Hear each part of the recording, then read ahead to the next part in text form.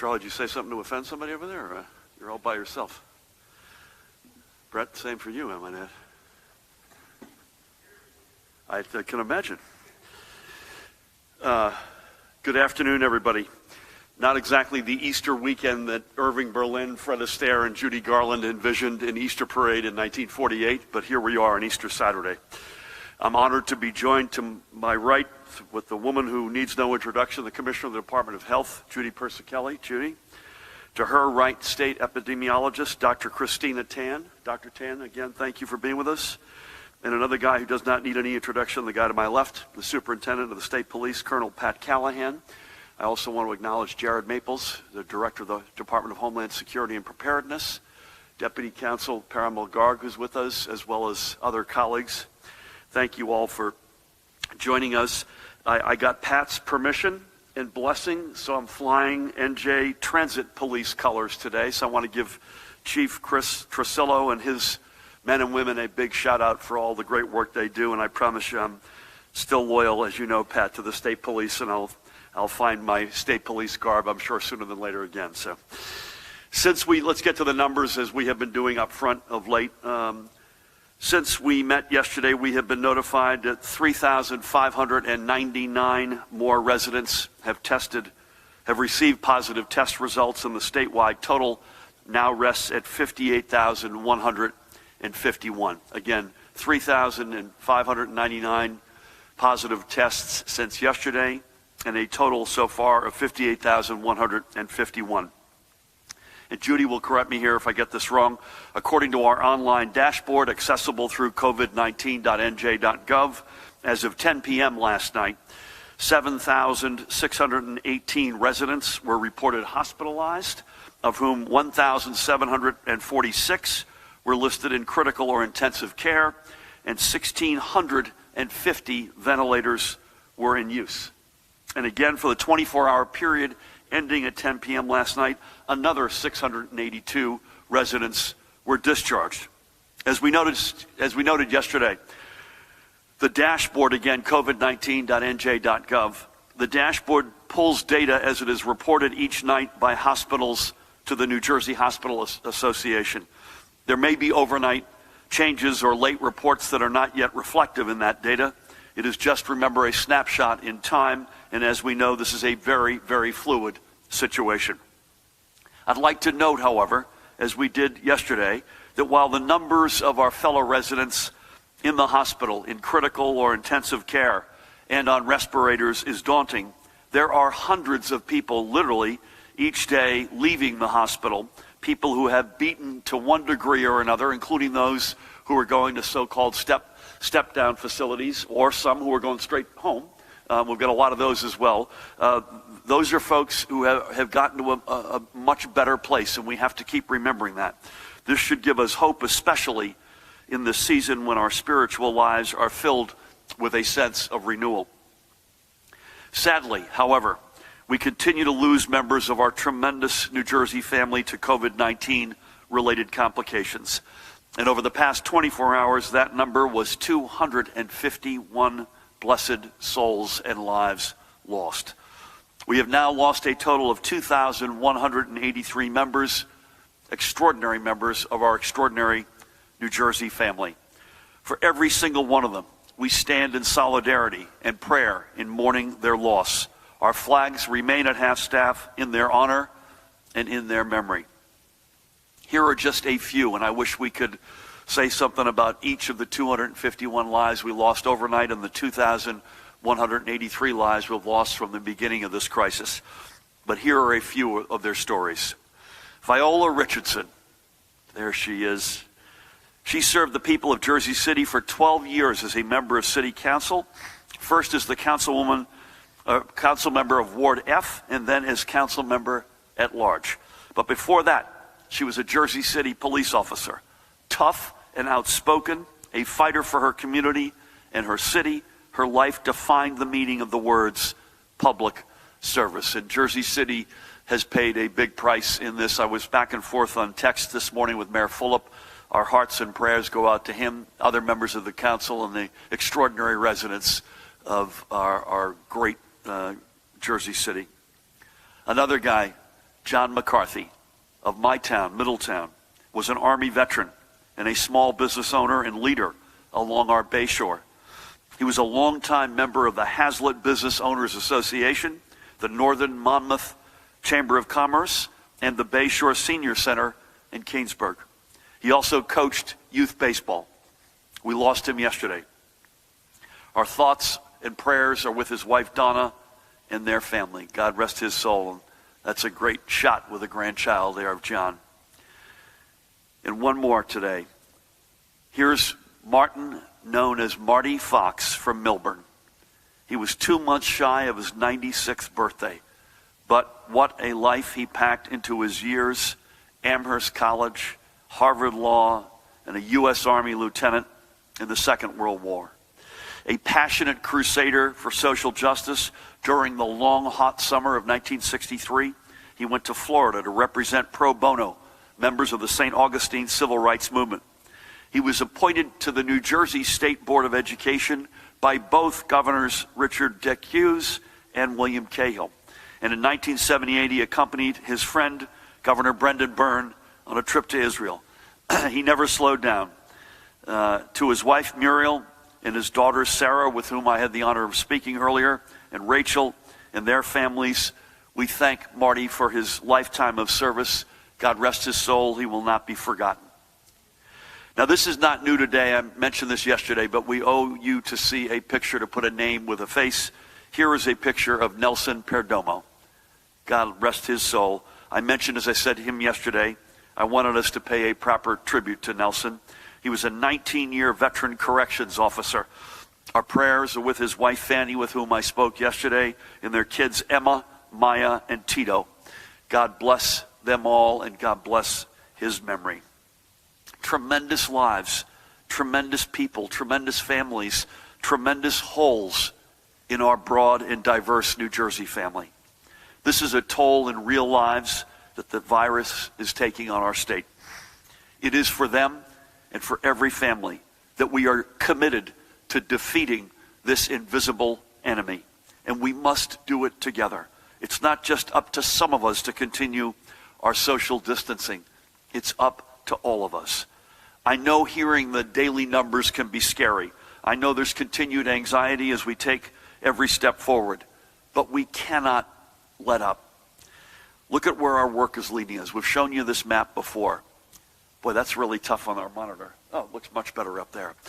This is a map that not that many days ago, this is the 21 counties in New Jersey, and it measures the virus in terms in each county of how many days it's taking to double.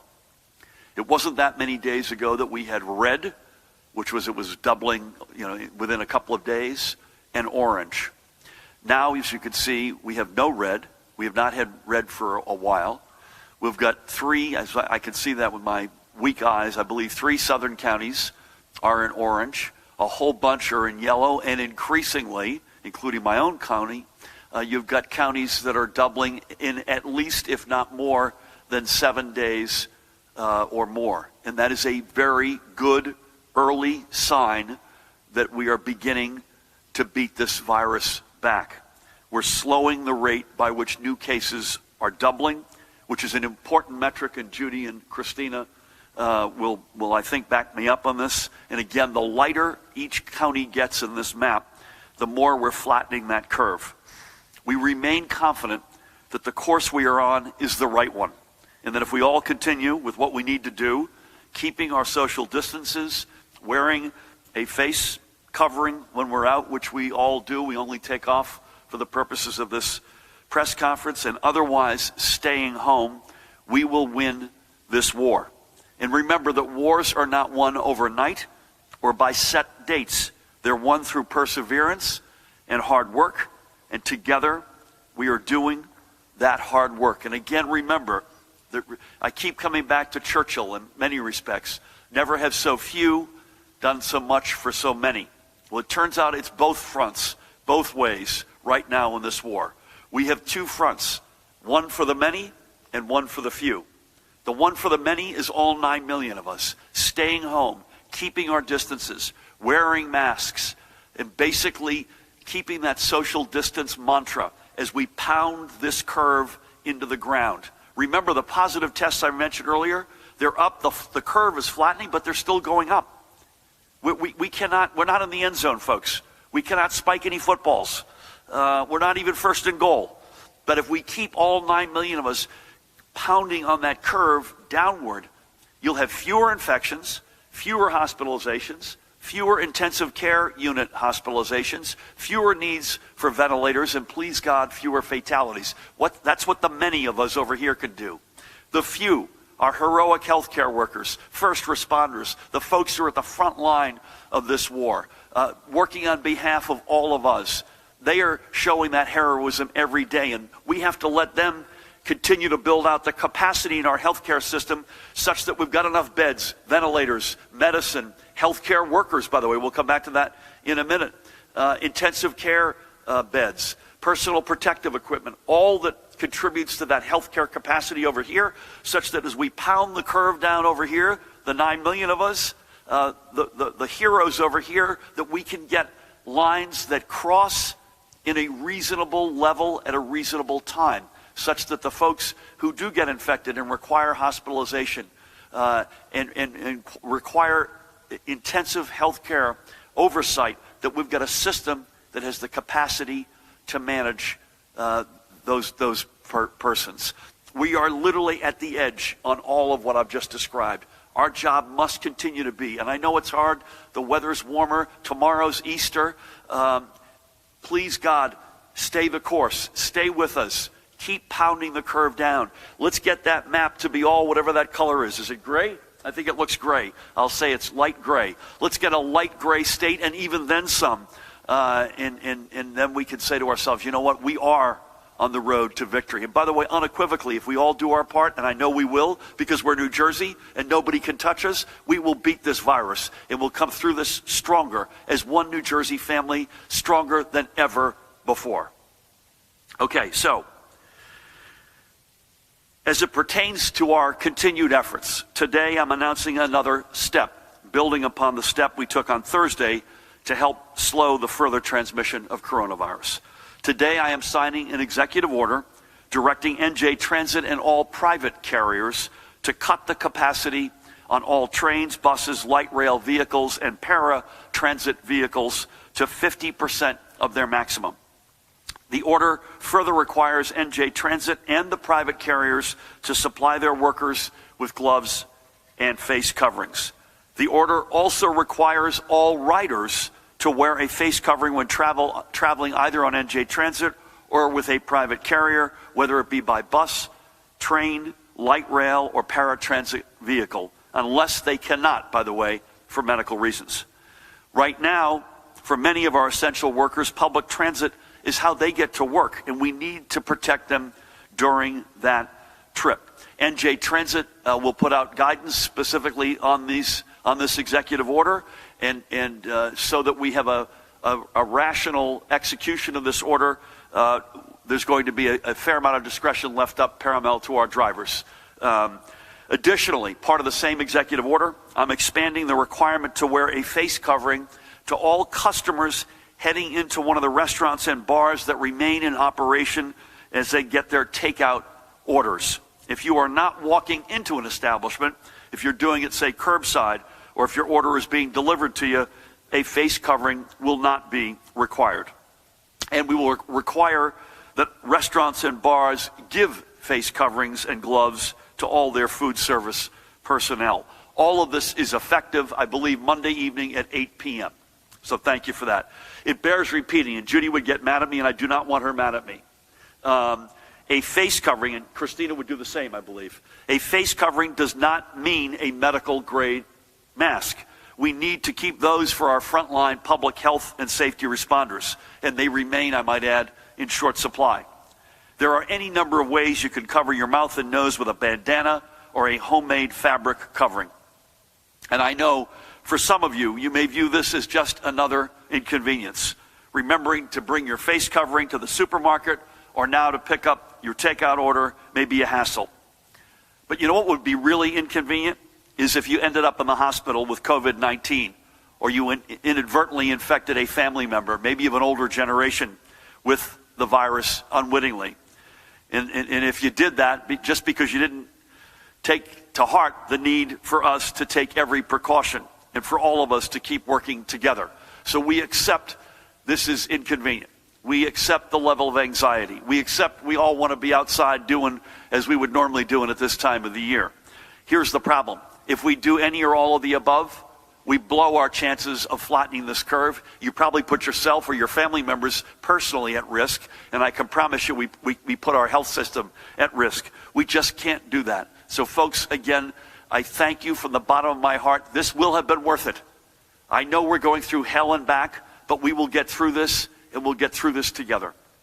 And speaking of working together, we continue to benefit from the generosity of countless businesses and individuals who are donating much-needed personal protective equipment and other supplies for our frontline workers.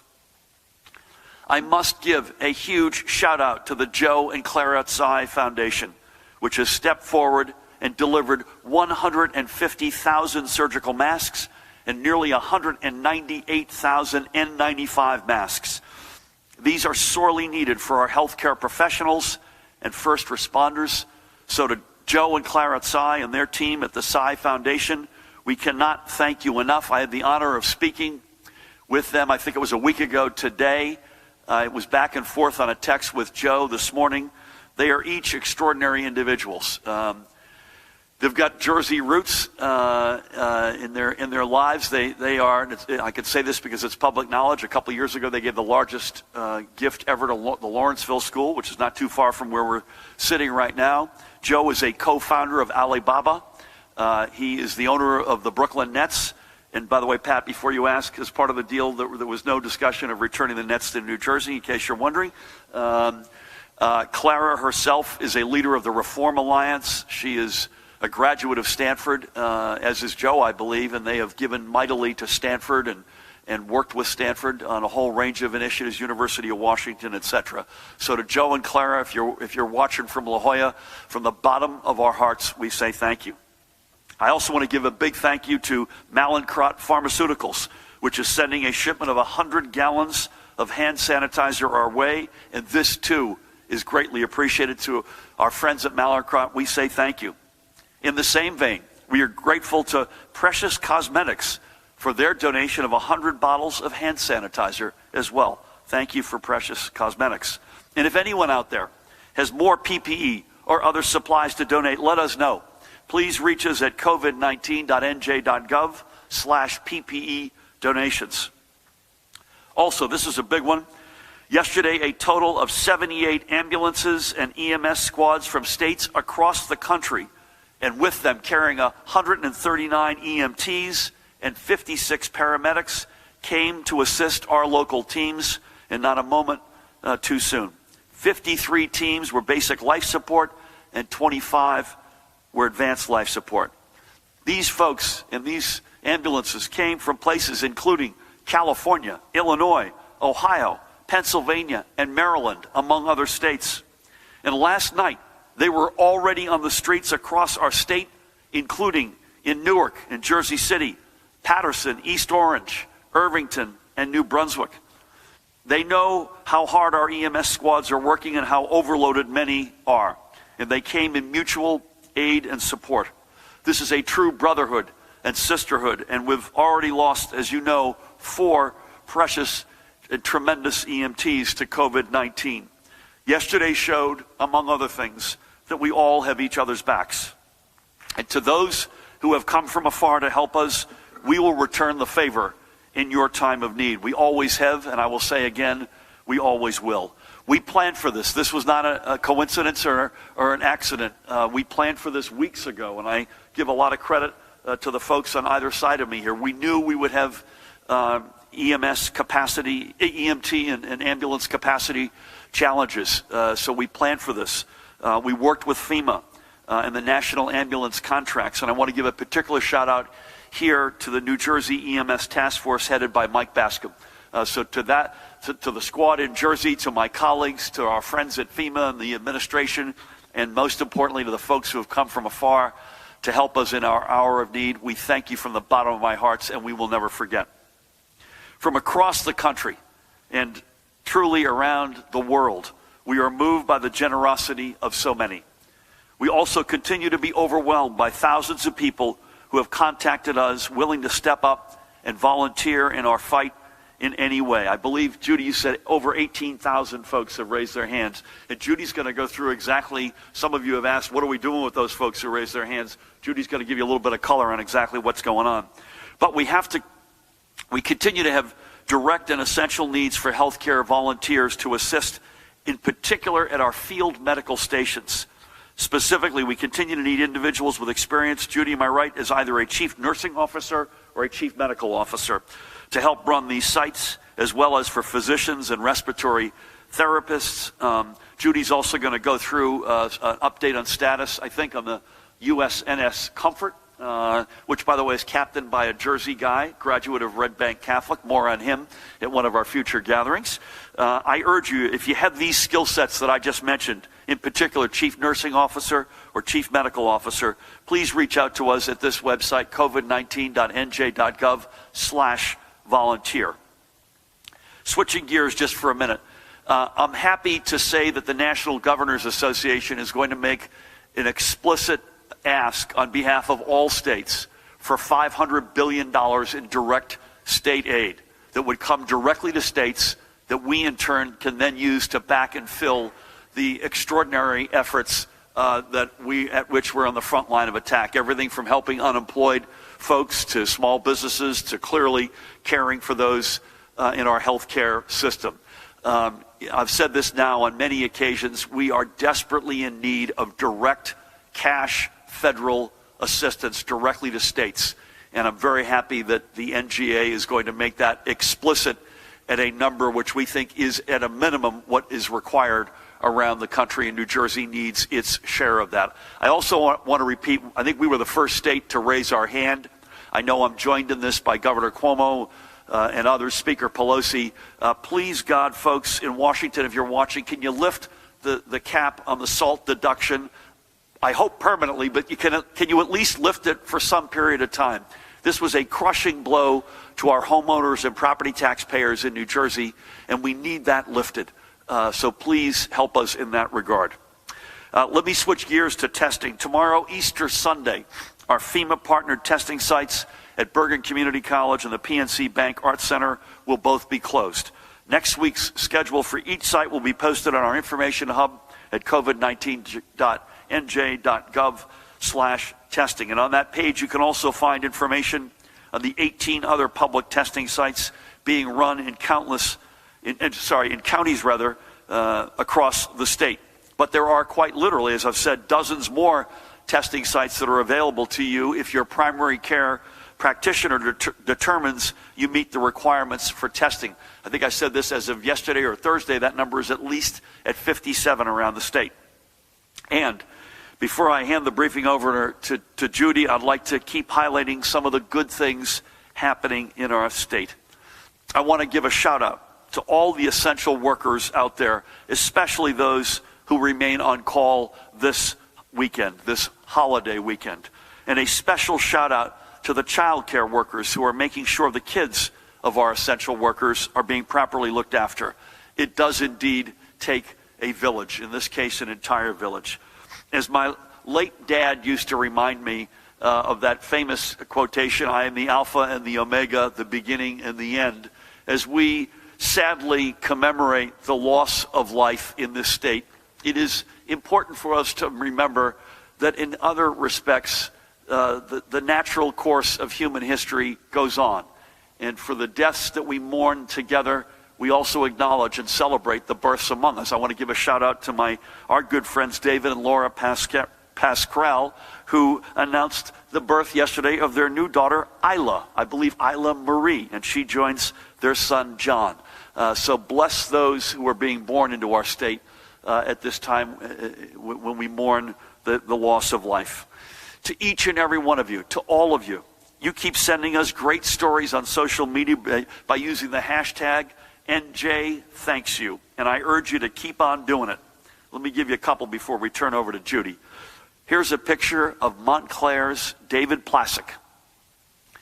David is a landlord with a dozen tenants, and he stepped forward to give every one of them a rent holiday through June. 3 months rent-free. Now, certainly not every landlord is in a position to do the same. We get that. But David exemplifies the spirit we need to see right now of people stepping up to make sure others can come out of this emergency stronger, and so we all come out of this stronger. Hats off, David. And just this morning, I believe, was it this morning?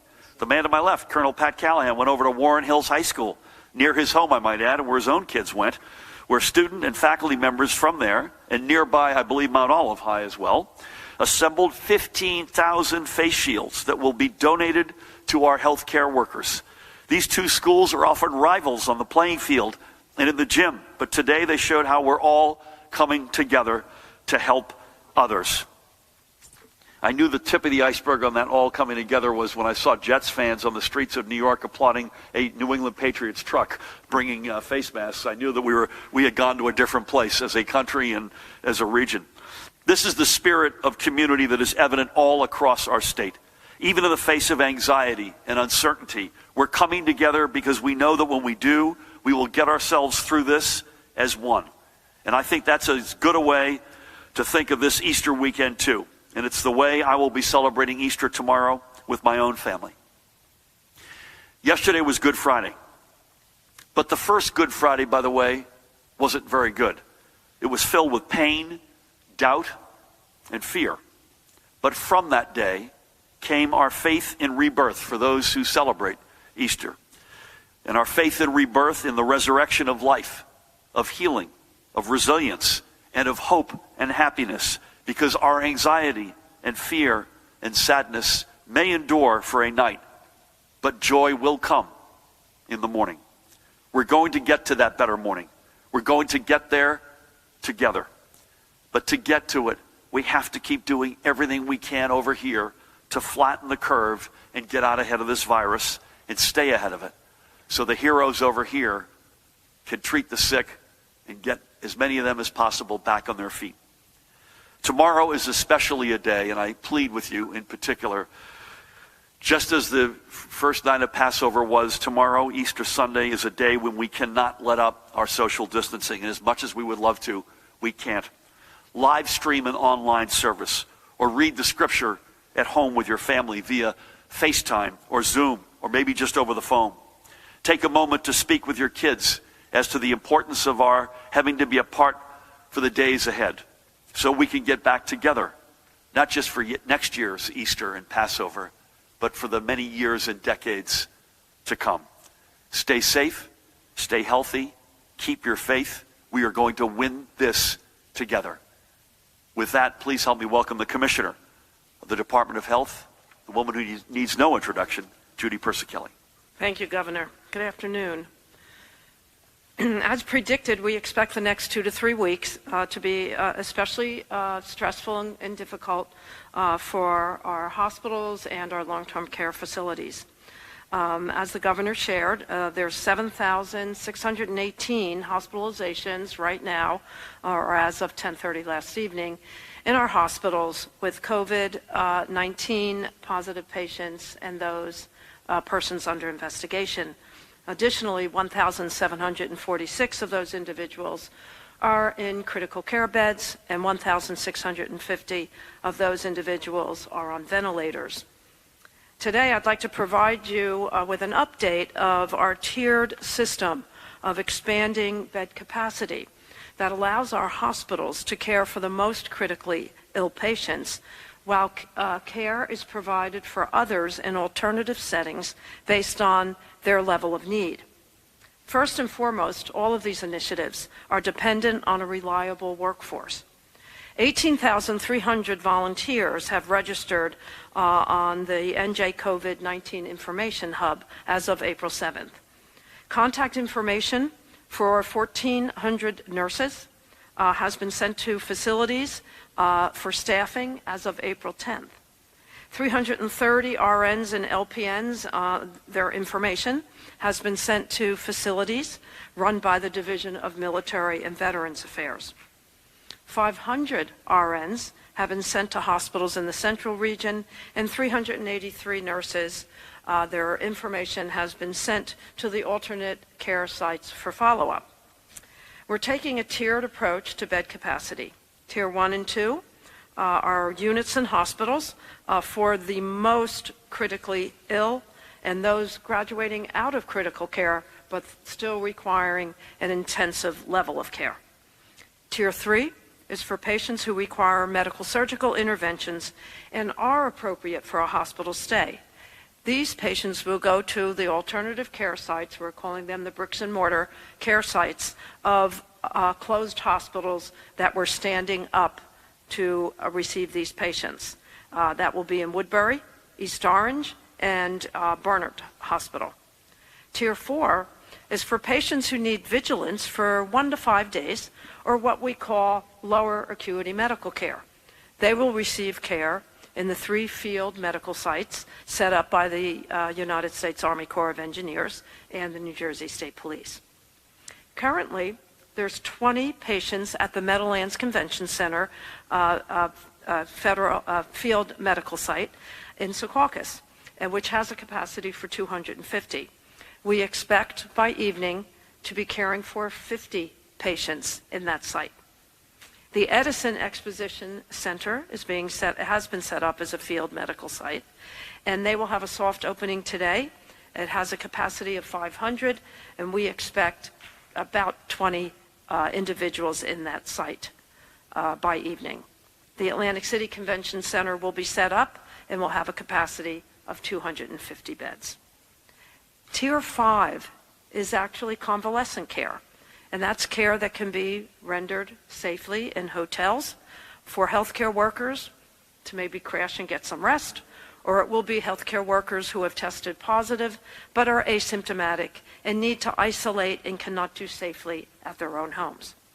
And finally, Tier 6 are dormitories like at Rutgers University and will accommodate asymptomatic individuals who may not have a place to go, perhaps the homeless or other vulnerable populations, or need to quarantine for up to 14 days. Additionally, as the governor shared, we've just gotten word that the USNS Comfort will be accepting admissions from our hospitals in New Jersey for mid-acuity medical surgical patients. We thank them, and this is really excellent news, particularly for those hospitals in the northern part of the state. As I've shared in the past, our nursing homes continue to be a significant focus. Today, the department will be sending the following guidance out. COVID-capable facilities. They are those that can care for residents while implementing all of the infection control protocols, including but not limited to cohorting and sufficient staff to do so.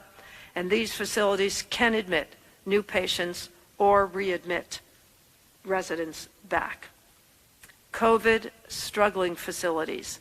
These are facilities that are not able to cohort due to but not limited to the inability to implement infection control protocols or physical plant constraints, and these facilities will not be allowed to admit any residents or readmissions.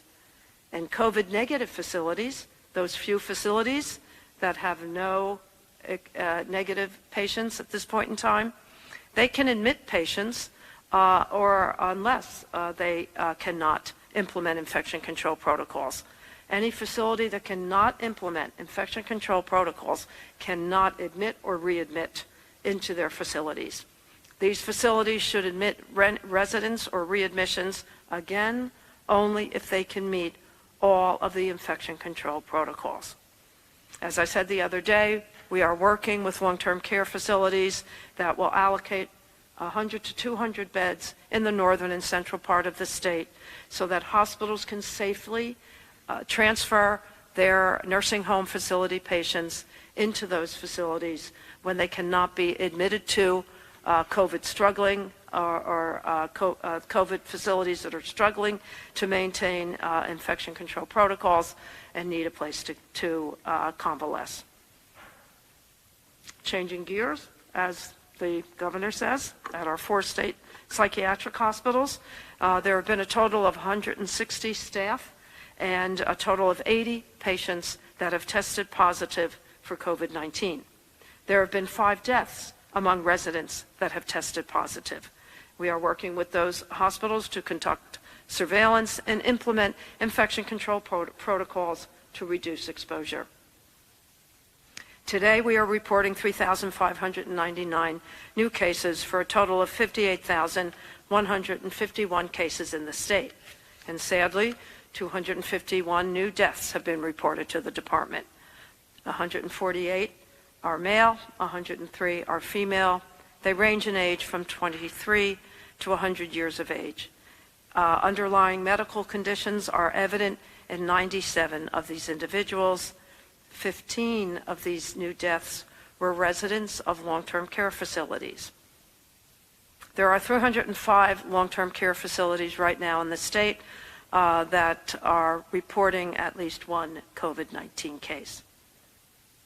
There are now 2,183 fatalities in our state. The underlying conditions that we know for 1,083 of them are 29% cardiovascular disease, 17% diabetes mellitus, 15% other chronic diseases, 10% chronic lung disease, asthma, emphysema, COPD, chronic obstructive pulmonary disease, 7% chronic renal disease, 7% neurologic or neurodevelopmental disabilities, 6% cancer, 6% other, 3% none. The racial breakdown is known for approximately 1,350 of these cases, and they are 704 or 52% white, 298 or 22% are African American, 237 or 17% are Hispanic, 79 or 6% are Asian, 38 or 3% are classified as other. The families of all of these individuals are in our thoughts and prayers. Thank you again for staying home and following social distancing guidelines. We know this is especially tough during religious holidays like tomorrow, when we normally are coming together. While difficult, it is vital that we continue this effort to slow the spread of COVID-19. As we observe Passover this week and celebrate Easter tomorrow, we join together to wish everyone happy holidays, stay home, stay connected, stay safe, and stay healthy. Thank you. Thank you, Judy, for that and for all. A couple of things, if I may. Top 5 counties, a little bit of a shift in terms of total number of positive cases. Bergen continues to be 1, Essex 2, Hudson 3, Union 4, but now, as I mentioned yesterday, Middlesex and Passaic were sort of in the same neighborhood. Middlesex is now slightly ahead with more positive cases than Passaic. So those are the top now 6 counties. I meant to mention schedule, and Dan Bryan will correct me if I'm wrong. Tomorrow we will give you any overnight developments as it relates to the blessed lives we may lose, as well as positive test cases. We'll do that by paper or electronically, and we will not be together tomorrow unless, and I say Judy, Pat, and I will reserve the right, if there's something meaningful or material that comes in overnight, to come back and maybe shift that, but at the moment assume it's going to be on paper. And then on Monday we have been notified of a video call with the White House, so we would normally be at 1, we're going to be at 2 p.m. on Monday. Am I correct? So 2 p.m. on Monday. So thank you for that. Just looking at the positive tests, Judy, 7 days in a row of 10% or less growth in those from day to day. So that's 7 days in a row. The good news is that means the curve is flattening, and that's what we need to see. The challenging news is it's still going up. I was going to ask you positivity. Did you mention positivity? I can right now. 410,000 tests have been performed in the state. 49,368 are positive, for a percent positivity of 44.3%. Got it. And that's been about in that neighborhood for now a week or so, right? racial breakdown, again, it's imperfect because we have a window into, I think, just over half of the, Right. I have this actually. Over half, 1,356 as far as I can tell, out of the 2,183 lives that have lost, and obviously we will endeavor to get you, and that includes underlying conditions, et cetera, but as we have been previewing this week, the African American numbers are running about 50% higher than the representation in the general population, and that is clearly a concern. It's not unique to New Jersey. In fact, we've seen some places around the country with multiples in terms of the percentage of lives lost relative to the representation in the overall society. The Latino number looks about at what the representation is in the broader statewide community. I say that again, we want to get more color on that. And again, if you've ever looked at census data, the Latino number, you need to sort of do a cross-racial view, and the number at about 17.5% is approximately in line with the representation in the state. I only say that again, other than to remind folks we care about all this data and all this information, including that piece of information. But that is not like we're seeing elsewhere, and we have to get to the bottom of that. So, for instance, in New York City, the number relative to the representation of the Hispanic community in New York, the number of fatalities, perhaps cases, I assume as well, is a margin above the representation of the overall community. So more on that as we get to it. And by the way, you may have said this, long-term care, I know you said this, Judy, continues to be a particular area of focus and concern, and maybe one of the hardest nuts we have to break in this crisis. We discussed earlier on the phone, those ambulances, for a whole lot of reasons, including for the movement of long-term care patients around, couldn't have come in a moment too soon. So that's another reason why we are all very gratified that we planned for this weeks ago, and we got it right in this case in terms of those ambulances. If I could turn to you, Pat, with any overnight compliance updates and any other matters of note. And again, it's great to have you with us. Yes, sir. Thank you, Governor. As far as the overnight, there was a subject arrested on a motor vehicle stop for possession of controlled dangerous substance and paraphernalia in Stanhope. The Sussex County prosecutor added the additional charge for violation of the executive order. In Raritan, a business owner was cited for having an open a vape shop. She was citing for having a non-essential business open. Newark Police Department issued 25 executive order summonses and closed 2 businesses. In Pennsauken, an individual was cited for maintaining an open non-essential business, which was a barber shop. In Egg Harbor, a subject was being processed on weapons, threats, and narcotics charges. He stated he was COVID positive, refused to submit his fingerprints, and spat on the floor and in the direction of the police officers. In Elizabeth, a subject refused to leave a closed park and was cited for the EO violation. Another subject in Elizabeth was cited for loitering.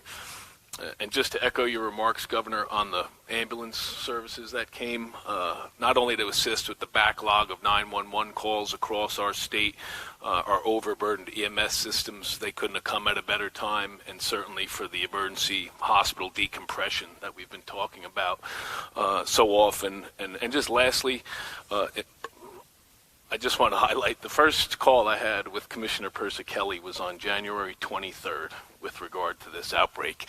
And I just wanted to, and probably not a day has gone by that we have not been on the phone, text, or in a meeting, but up to and including yesterday, I just wanted to assure not only the 9 million residents in the state of New Jersey, but that every patient under any type of care, that there is no greater advocate for you than Commissioner Persicelli. Her passion and compassion is second to none, and she didn't pay me to say this. It is just a complete honor to work shoulder to shoulder with her, and she is nothing short of the best. Thanks, Commissioner. Amen. And I'm a witness, I did not see any exchange of dollars going one way or the other, but I would echo that, Judy. You're an extraordinary leader. And again, I want to remind everybody, a nurse in her own right and the former chief executive of a hospital in her own right. and to you and Dr. Tan and your extraordinary team. And by the way, I'd say the same thing about you, Pat. We aren't where we are today, remotely where we are today, without your leadership as well. And again, we're not in the end zone yet. We still have a lot of miles ahead of us, a lot of road to travel, and a lot of decisions to make. But I couldn't be more proud of the leadership that you all have shown. So to each of you and to the others out there fighting every day, thank you. We're going to start over here. We have, for those of you watching at home, we have a lighter crowd, so this may be the length of our session today, maybe less than the normal 3-act opera, but we'll see. I say that with Brett about to ask a litany of questions, so we'll have an early sense as to how long we're here together. Brett, good afternoon. Good afternoon. Pennsylvania and New York City announced they're closing schools. I think Cuomo said something about how this would be a regional decision, so are we expecting anything coming on that? Newark is asking essential businesses to close once a week. Would you do that statewide? Are you looking at a rental freeze at all? A lot of people keep asking us that. Are you looking to ban leaf blowers? Because people are saying that could hurt respiratory illnesses, people with respiratory problems. Sorry, leaf blowers? Leaf blowers, okay. Yeah, sorry. There are also a number of bills up Monday. One includes high school coaches getting paid, which is a big concern. Do you support that bill and other bills? Yeah, that's it. Okay. I'll take a couple of these and then pass it around. We've made no decisions on schools, and I think, like a lot of other steps we've taken, to be able to have some harmony in the region would be a good thing. So I'd share that sentiment that Governor Cuomo, I believe, referenced. But we've made no decisions on that. In fact, I've been lobbied hard today to reopen schools by parents, particularly with kids who are in sports, and I can understand their frustration, but we can't, we have to make our decisions based on data and fact and science, and we will do that. I believe we had promised you an update by this coming Friday, the 17th, and that's a decision that obviously Judy and her team will have a significant amount of input with Dr. Repillette and obviously the rest of us, so nothing on that. Newark once a week, again, that's a recommendation by them. The executive orders issued by the state are the executive orders that are binding, and we have not considered, at least I haven't considered, been part of any consideration on closing once a week. But I would say this week, and you've now heard us sort of, again, ratchet up or ratchet down, I guess is a better way to put it, any holes in that Swiss cheese that we've got. And so we expect retail, essential retail, warehouses, now buses and trains, bars and restaurants where folks are walking in to get their takeout. There is a very clear mandate and a very clear set of principles we expect folks to operate under. We have not a rental freeze just because there are thousands, maybe hundreds of thousands, if not millions of contracts between landlords and renters. Actually, at least in New Jersey, Paramount, unless I'm wrong, putting a freeze in place is, I believe, impractical as a legal matter. But we have taken a number of steps, and we continue to consider a number of steps. I want to give a shout out to Sheila Oliver and her colleagues at the Department of Community Affairs, and obviously she's extraordinary, as are they, working through a whole range of steps. We have said you can't be thrown out of your house or evicted if it's foreclosed. You can't be foreclosed on. If the landlord's got a mortgage and they've got a holiday from their mortgage bank, we expect them to pass that holiday on to people who are renting from them. I've not heard the question, nor have I considered any action on leaf blowers. But if there's anything on that to report, I will definitely come back to you. And on the bills, again, as usual. By the way, we had continue to have very good cooperation and communication with the legislature. We can't do what we're doing. It does take a village, and that includes them. I was on the phone with the Senate President yesterday, as I've been almost every day, texting back and forth with the Speaker, both sides of the aisle regularly, but I've got no comments on any of the bills on Monday. And again, until we've considered them and they're on our desk and we've made a decision, that's the way it will continue to be. Do you have something you wanted to add? Hold on one sec. Yep. One, any protections for renters who are screwing with residents and saying you have to pay me now? And two, in terms of hospital space, it seems that the it looks like, what did we say, about 14,400 could be the peak. We're still only at 7. Are we expecting that to jump up in the next couple of days? And do you still think you'll be able to handle capacity? On renters, they should raise their hand. If they're getting screwed by a landlord, and to use a diplomatic verb, and it's out of line behavior, they should go onto our website. We have a page on here. I forget what it's called. I think it's complaints, but punch that in and covid19.nj.gov. This is no time to be throwing your weight around as a landlord or as anybody else for that matter. Judy, do you want to address the hospital capacity? Sure. As you know, that these numbers change every day depending on the data that is input. By our latest report,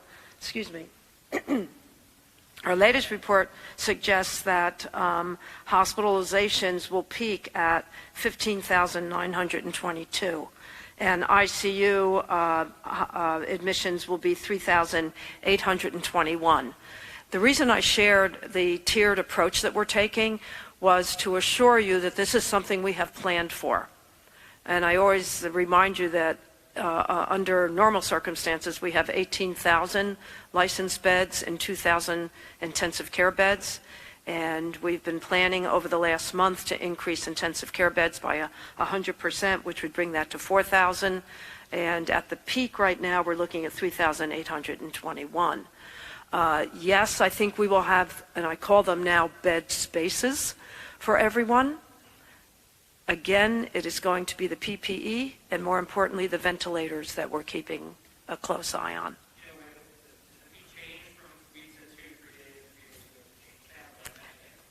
The peak has changed. It's actually gotten better if we look at it over time, and it'll change again tomorrow. But the latest report we got, which was last evening, is the peak looks somewhat better. Remember, at the worst, we were looking at like 39,000 hospitalizations. Judy, isn't it fair? May I ask a question? I'm going to anticipate your question, Brent.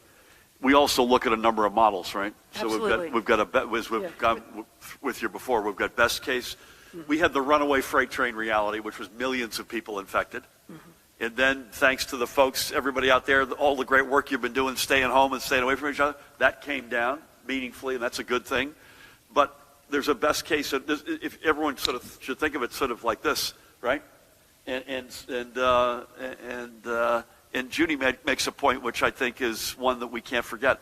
What we say today and what we said 24 hours ago, or what we'll say tomorrow on paper or 48 hours from now, may be very different, right? Is that fair to say? Exactly. Remember, at one point it was 500,000. Yeah.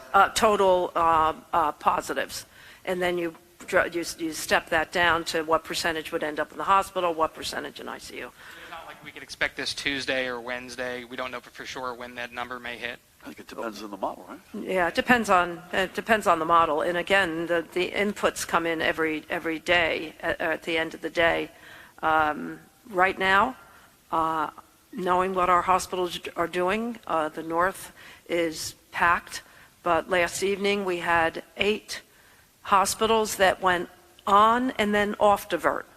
And we still have 2 remaining on divert. That's the lowest number we've had in a bit. We're going to move on, but Judy, I want to make sure that I say 2 things. One is, for everybody watching, all bets are off if folks take their foot off the gas. Absolutely. Right? And you'd want me to say that.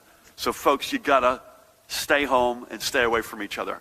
That's the only way, literally, we're going to have a healthcare system that has the capacity to deal with the folks who need hospitalization and intensive care. Secondly, I apologize because someone had pinged me. Ventilators, in particular, we've got a few dozen, I guess, for 5 dozen left in the. We have very few ventilators left right now, so we're at the edge of our that one. We talk about ventilators, the medicines we need to run them, PPE, healthcare workers, beds.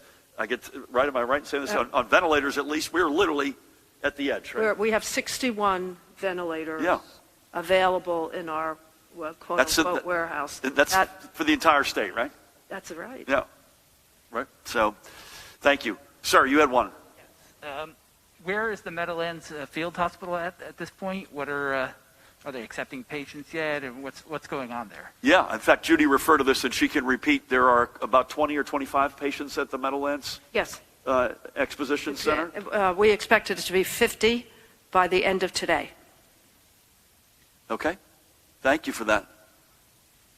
Dan, do you have any questions? Okay. Jared, you good? Okay. Charlie. Good afternoon, Governor. I appreciate the Health Commissioner and your communications team getting me the breakdown of the cases in the psych hospitals, but the numbers are a little alarming because there's 81 staff infected at the Trenton Psych Hospital alone, and 23 patients as well. So how much staff does that leave to hold it down there, and are you moving staff around between the 4 state-run hospitals because of that outbreak?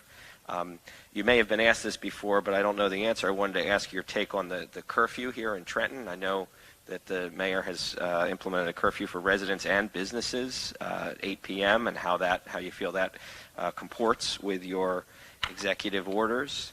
I know that the BPU has said there's 2 cable internet providers that are have not suspended shutoffs, and I think internet is really important at this time. So, can you name those 2, and what's your message to them? And then finally, on some of the election changes, you've made some very serious changes to the elections without enabling legislation, like moving the dates of elections, extending terms of Board of Ed members, and that is just done by executive order solely. But, first of all, do you think that it would be better if there was enabling legislation? Do you think that is required? And would you consider making other changes that you've said you couldn't make because of the legislation, like, for instance, making it easier to vote registration, having online registration, or waiving that 21-day requirement for folks to register before the date of an election? Okay. I'll take a few, and then either of you all can chime in, particularly Pat on Trenton. Judy, I'll leave this psychiatric hospital question to you, but I know moving people around is a mantra, including patients as well as staff. I don't have, Pat can comment about whether or not there's been any evidential effect in Trenton in terms of law enforcement, but again, to repeat, the executive orders that are binding are the ones that we sign and promulgate. And that's not to say a mayor, in this case Reed Gisiora, who does a great job, can't make a recommendation to folks but in terms of an executive order, they come from us in terms of the ones that are binding. I'm actually not aware of the 2 cable providers. Dan Bryan, can you help me follow up with Charlie on that? And I'll come back to you. If they are not, it sounds like that they're not abiding by the no shutoff, then my message for them is get with the program. And elections, we consulted the legislative leaders on both sides of the aisle, the chairs of each of the parties, and in this particular case, this was we take the step that we think is the most beneficial to get the action that we need. So there was broad support of that. Would I, in a theoretical world, would enabling legislation make it stronger? I'm not sure as a legal matter it would have. Paramount, what's your view on that? So there are some bills up on Monday that would ratify some of the changes that you've instituted via executive order. So that's, I guess, a belt and suspenders. And I would just say this, is that when you can do legislation, it's going to be a stronger, sturdier, and more lasting reality. When you're in an emergency as we're in, it just isn't feasible every step out. So I would prefer, to your last question, Charlie, in terms of other things that we'd like to see in opening up democracy, which I'm frustrated by that we haven't seen sooner. Even if Paramel and Squad gave me the legal authority, I think those are things that we would have if they were lasting, as opposed to the March and April elections of 2020, which is a one-off going into May 12th. I'd much prefer to do it by legislation, and that's the right way to deal with it. We're not there yet, but thank you. You've looked left and right. You can't believe how few reporters here, so you just went down to your second or third well of questions. Judy, how about the psychiatric hospitals? As with all of our hospitals, we're concerned about the staffing, the manpower, specifically at Trenton Psych is something we're keeping, I should say that the whole workforce is something that we're keeping an eye on. But Trenton Psych is a little bit more concerning, as you know, compared to the others. We're waiting for the testing to come back on about 153 of the staff members. Right now we see a positivity rate that is not causing us as much concern as we originally thought, but we just have to keep an eye on it. And as with all of our hospitals, we're putting in a crisis staffing. You know, you start with conventional staffing, and then you go for contingency staffing when things get tight under normal circumstances or high flu season, and then you go to crisis staffing, where you promote safe care, if not the best care. Amen. You're good? We'll get back to the internet providers. I actually don't know the answer to that. Brent, one more.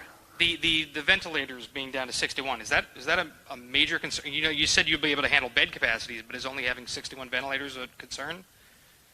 The ventilators? Yeah, we have a big concern for ventilators, so we do inventories of all alternative ventilators, anesthesia machines, BiPAP machines, home ventilators. We're having the most efficient and effective result with anesthesia machines, of which we have a lot of, but they do have to be modified. I also want to say that I think, Pat, you were part of it. We were on with the White House this morning at the senior staff level, and among other high priority topics were ventilators. Pat, anything I've skipped you, and I apologize, on Trenton or any other topics?